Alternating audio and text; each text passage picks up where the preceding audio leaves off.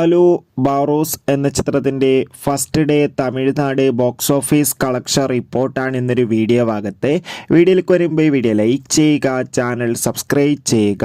ഈ വരുന്ന ഡിസംബർ മാസം ഇനിയും ധാരാളം ചിത്രങ്ങൾ OTT റിലീസ് ചെയ്യും. നമ്മുടെ ചാനൽ ഭാഗം പരിശോധിച്ചാൽ നിങ്ങൾക്ക് ആ വീഡിയോയ്ക്ക് കാണാൻ വേണ്ടി സാധിക്കുന്നതായിരിക്കും.